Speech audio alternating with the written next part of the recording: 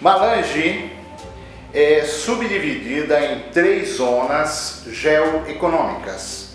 São elas os Planaltos de Malange, a Baixa de Caçange e a Zona do Luando.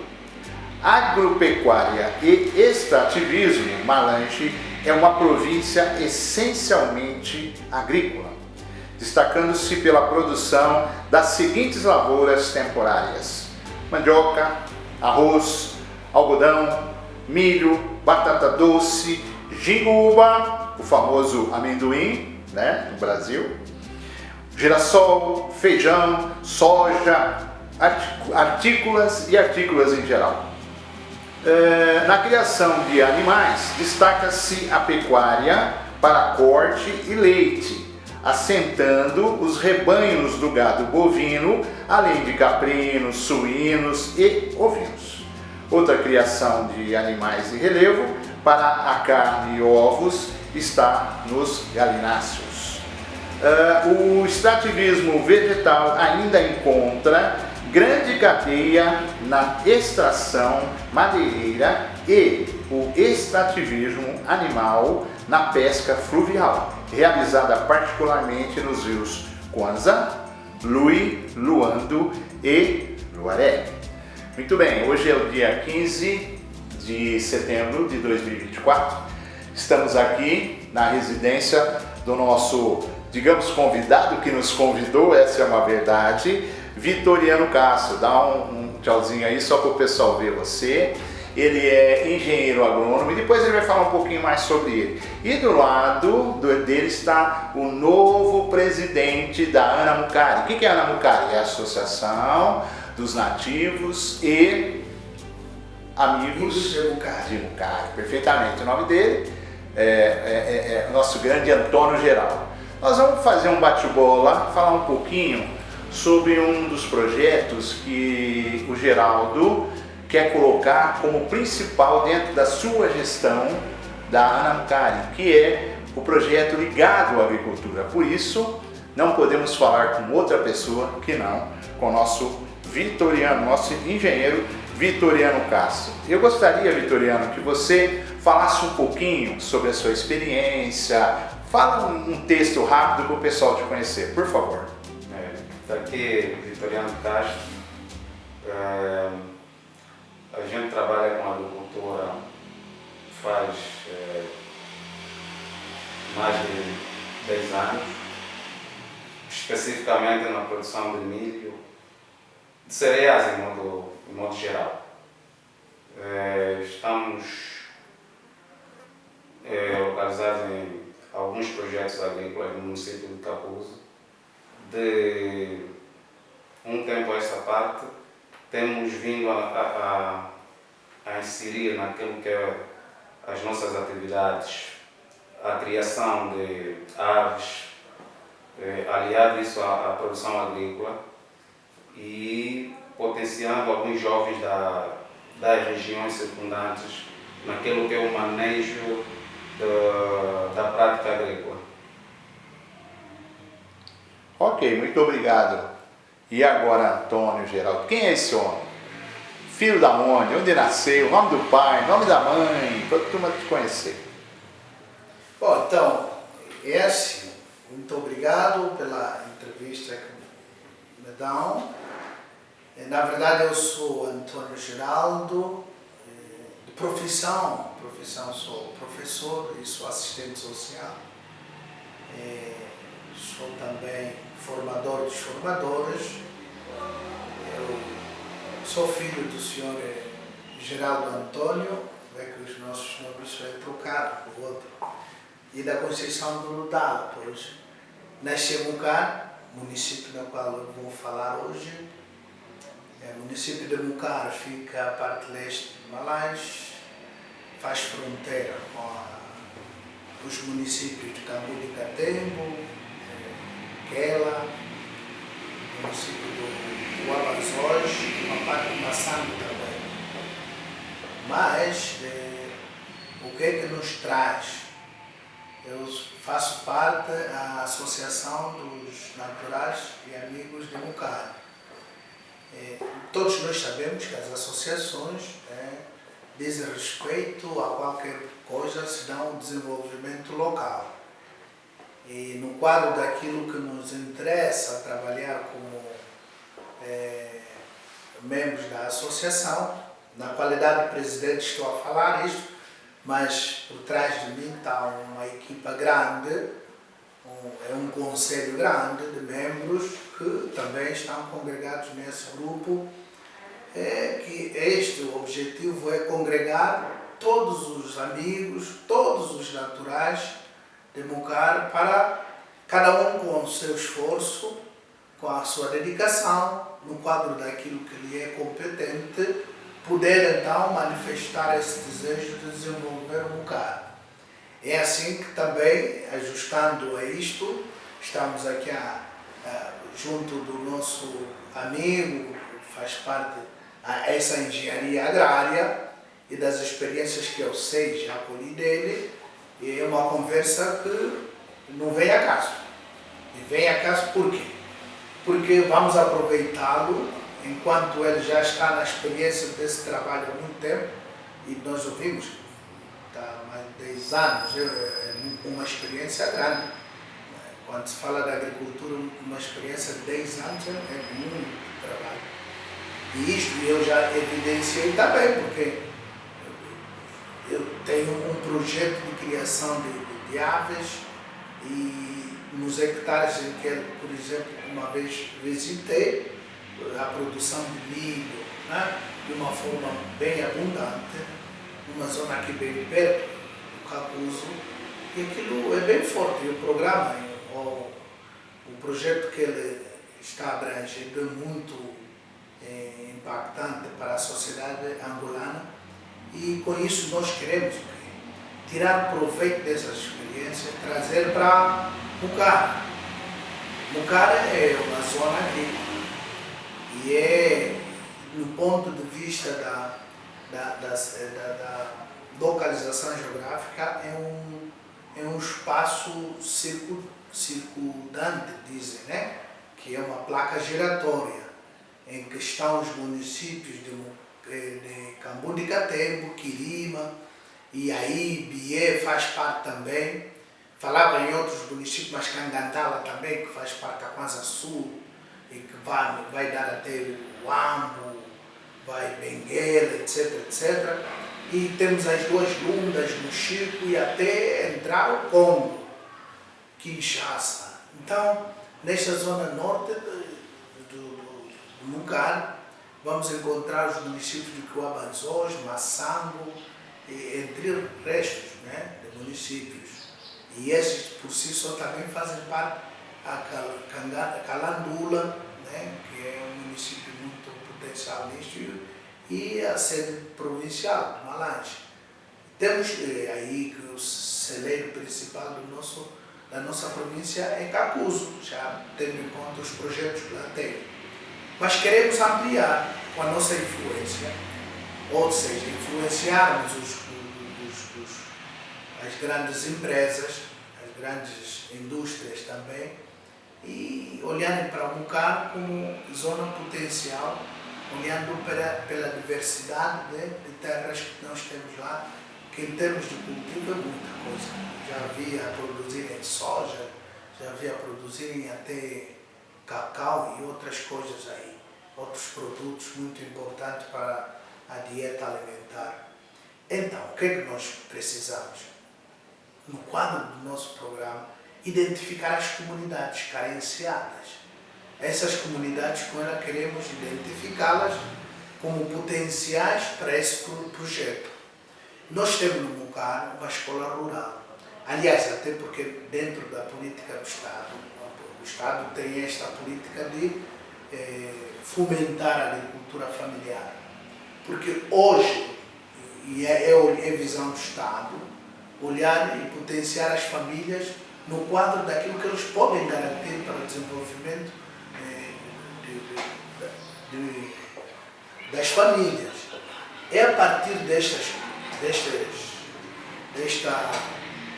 participação familiar. E aí, para a coisa mais doce que nós trazemos é o projeto esse programa Semeando a Felicidadania. Criamos essa palavra no sentido de que semear, todos nós sabemos que é plantar, deitar sementes, né, na terra para brotar. A felicidadania, não existe nenhuma felicidade sem a participação.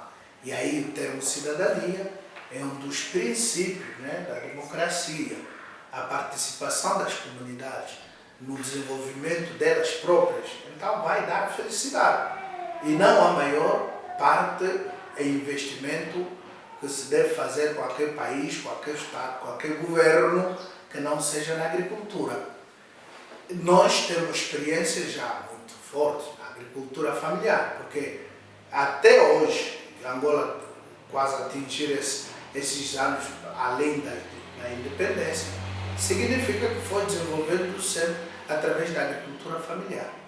Podemos ampliar para a agricultura mecanizada, mas a tipologia das nossas famílias, elas garantem o seu desenvolvimento social, cultural, através da produção de pequenas lavouras para dedicarem à alimentação e depois o excedente vender para terem algum dinheiro e comprarem algumas roupas, etc, etc. Então, nós a Alamucar, nosso maior ambição é trazer parceiros já que dedicam-se a essa área da agricultura para o município, juntamente com a administração local, já que tem o programa ADA, né? Estamos a falar do ADA, com o ZAP e o resto, com as escolas de campo. Muito bem, muito bem, muito bem, muito bem.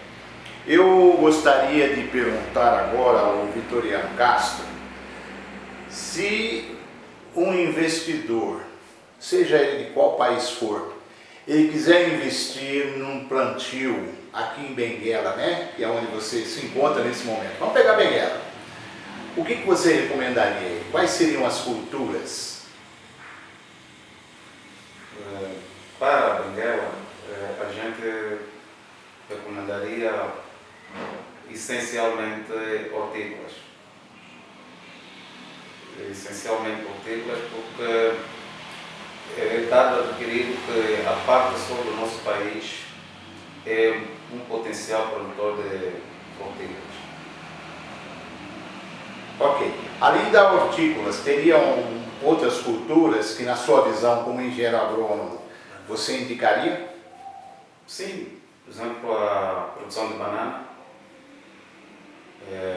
tubérculos como a batata rena.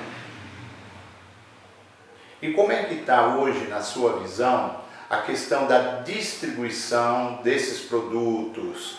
Você acha que está havendo uma evolução, que poderá haver uma evolução ainda maior nesse quesito?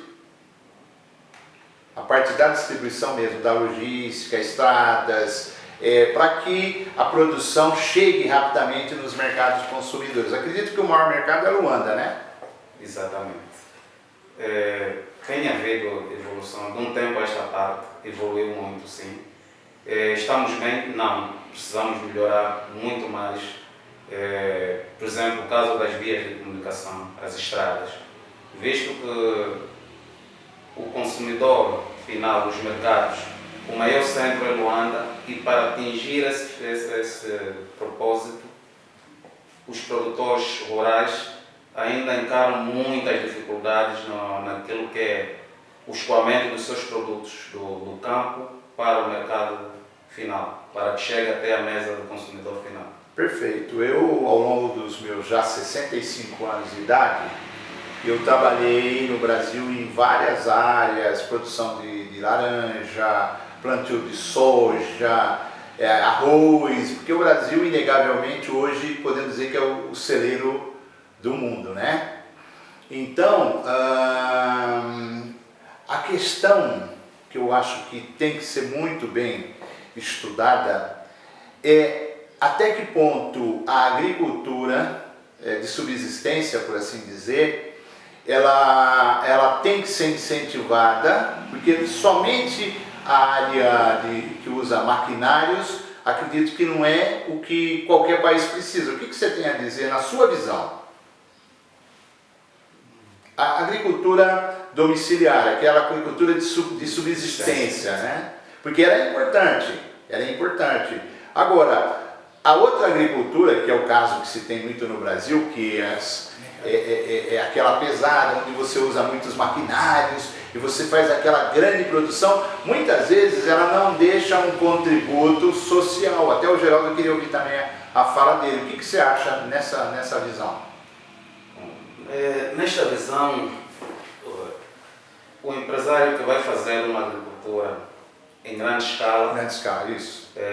vai utilizar diversas maquinarias, logo a produção é muito cara.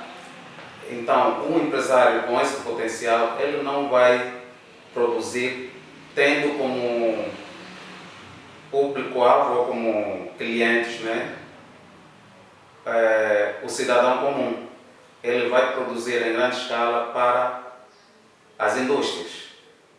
Daí há toda a necessidade de investir-se em pequenos produtores, em produtores de subsistência, porque estes sim conseguem, com as suas produções, levar o alimento à mesa do cidadão com menores poderes aquisitivos. Porque no Brasil, por exemplo, a cultura do agro, quando se fala em agro, são grandes produtores. Mas a gente sabe que os pequenos produtores são aqueles que acabam trazendo melhores contributos à questão de fornecimento de comida, de alimento para as pessoas. O que o Geraldo tem a dizer? E é verdade, eu nunca, não sou apologista de que deve-se eliminar a agricultura de subsistência, a agricultura familiar. Por quê? Porque desde então, e até olhamos para os grandes países, grandes regiões, e sobrevivem da agricultura familiar. Uma família que se junta, e aquilo é cultura mesmo. Tem 4 cabeças de bois, tem os seus cabritinhos, e ele, a partir desses 4 cabeças de bois, ele consegue mais ou menos tirar leite, fazer queijos, fazer em pequena escala. Isso até podemos encontrar nas pequenas feiras.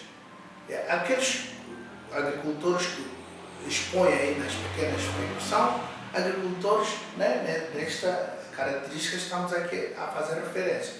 Então, para Angola, isso vale, porque nós vemos as experiências de cada família quando estão, assim, por exemplo, agrupados numa cooperativa, permite ver mais ou menos as experiências daqueles que já estão mais avançados no ponto de vista de cultivos. E é sempre bom criar cooperativas para permitir com que aqueles com mais experiência passem exatamente. Então, e isso é uma escola de campo. E aí o governo tem esse programa. Nós pensamos também, nos Anamucá, investir nisto, pedir parcerias com grandes empresários, chegar a nossa voz junto do governo, através das administrações que fazem parte do nosso município, no quadro de poder levar os nossos ecos sobre o desenvolvimento, o fomento da agricultura familiar.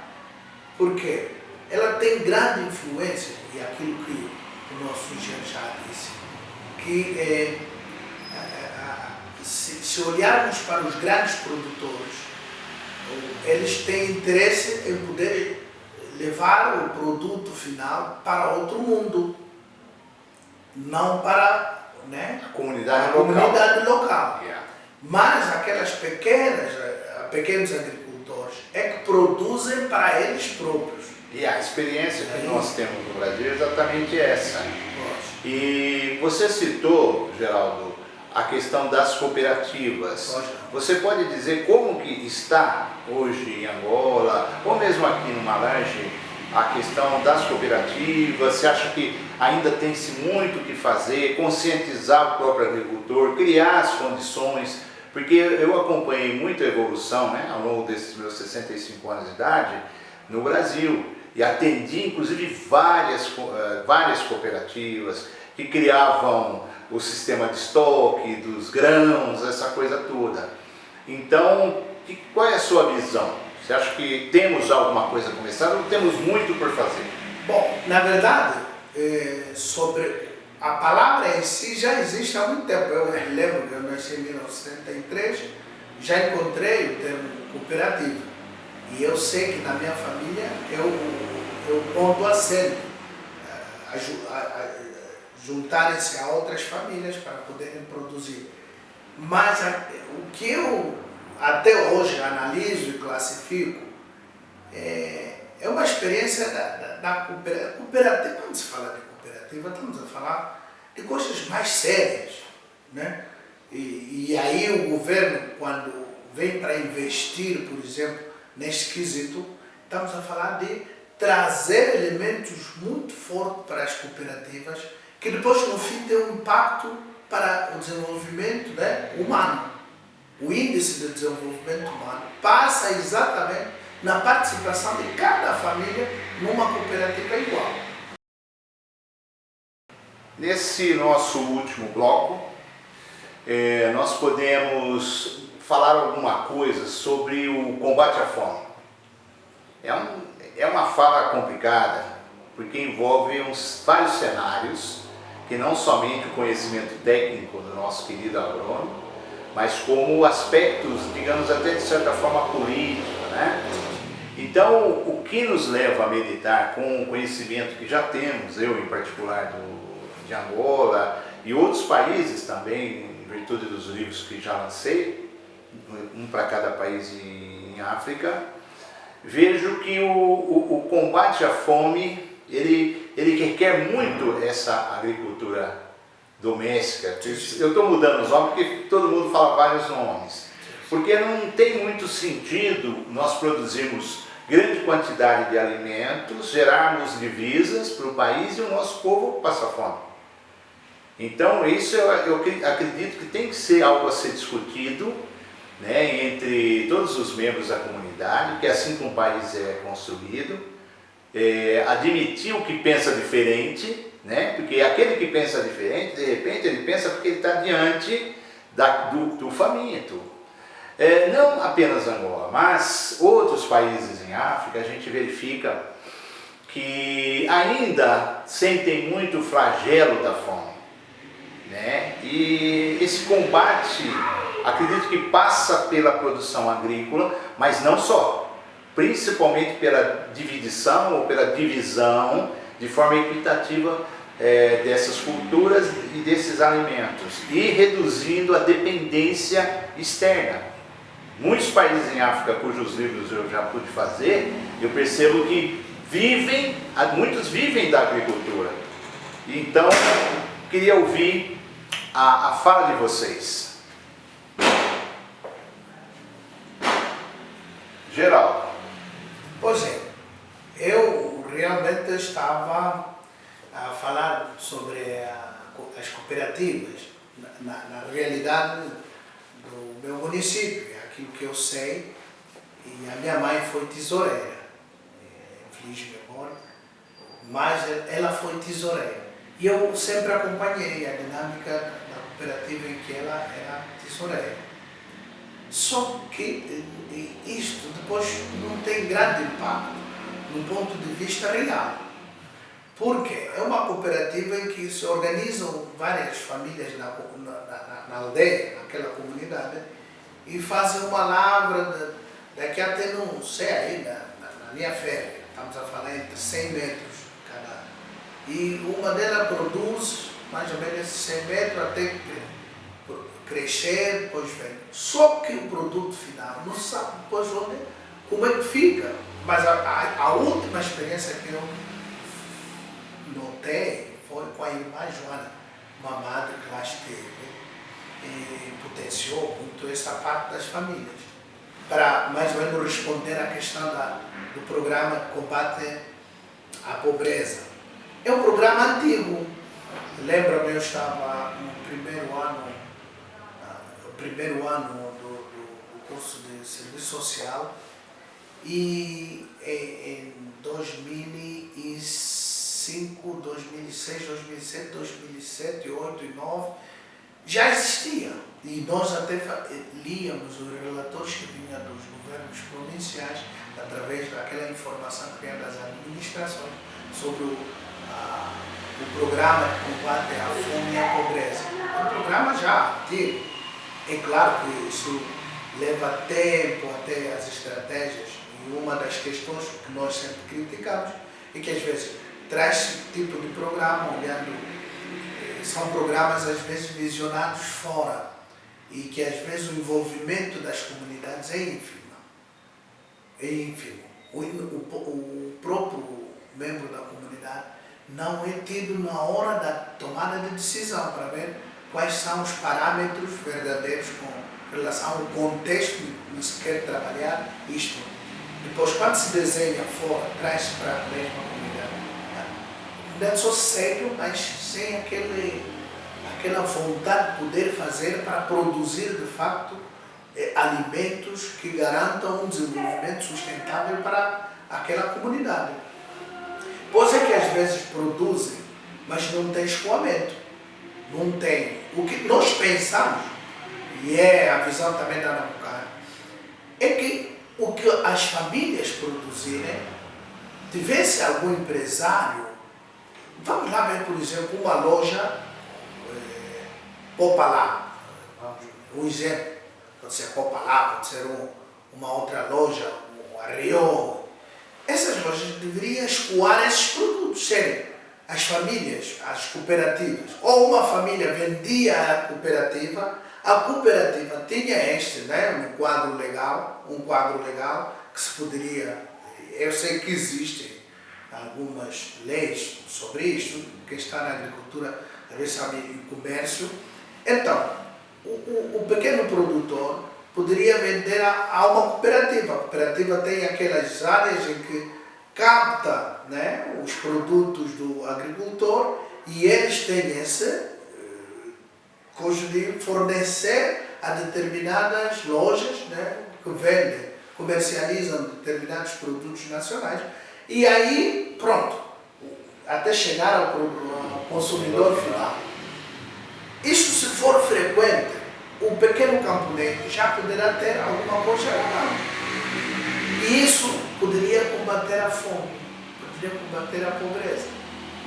Pois é que depois existem os programas, a maneira como são implementados os programas não tem impacto final.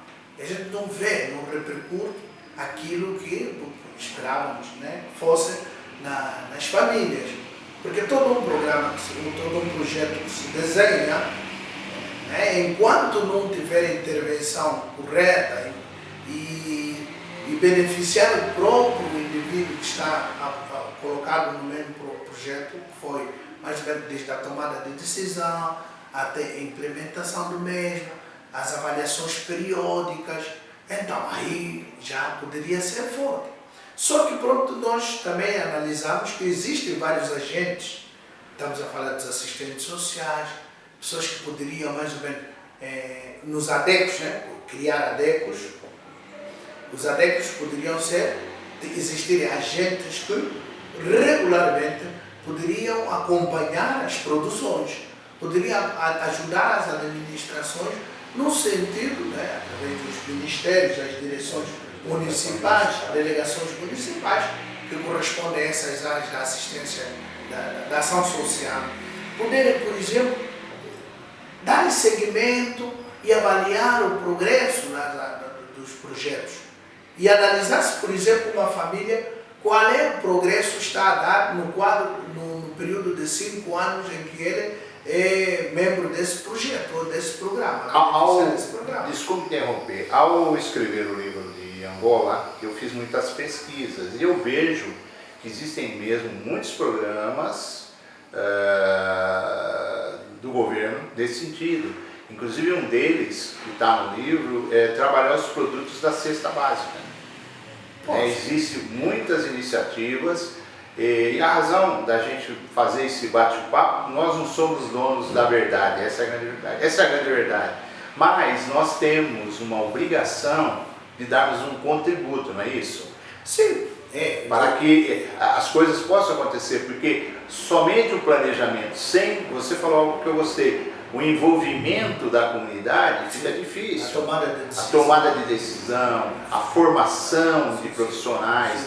Por isso que acredito que essa conversa nossa, nós devemos continuar, né, uma outra entrevista, para que a gente possa amadurecer com outros convidados, porque quanto mais a gente ouvir, mais a gente vai progredir, menos erros vamos cometer. A palavra final, vamos ouvir agora a palavra de cada um de vocês, começando pelo nosso engenheiro agrícola, Vitoriano Castro. 1 minuto para dar a sua mensagem final. Ainda na cena do combate à fome e à pobreza, eu penso que devia-se gizar políticas de potencializar os pequenos produtores. Estes sim, que levam a comida à mesa de famílias mais humildes. Temos vindo a observar vários programas criados, só que programas esses funcionam em outras latitudes. Quando trazidos para aqui, para o nosso país, são mal replicados e não têm um segmento desejado. Nós tínhamos experiência ali na região de Congandão, alguns projetos similares que visavam empoderar as comunidades, que são eles o Colonga Palacocula e o Cocula Comoche. A empresa agora fornecia sementes, insumos às comunidades. Essas, por sua vez, semeavam. Após a colheita, tiravam a porcentagem da empresa e eles ficavam com o remanescente. Este é um programa que funcionou muito bem nessa região e conseguimos tirar muita gente da miséria. Quer dizer, em suma, de tudo que nós falamos aqui, queremos deixar a nossa mensagem no sentido de que as comunidades se organizem. Primeiro, vamos nos organizar a nível das comunidades para ajudarmos o governo, as instituições que querem ajudar, né, no desenvolvimento de nós. Porque se não houver iniciativa das famílias, também é verdade que o governo pode fazer tanto, não vai aumentar.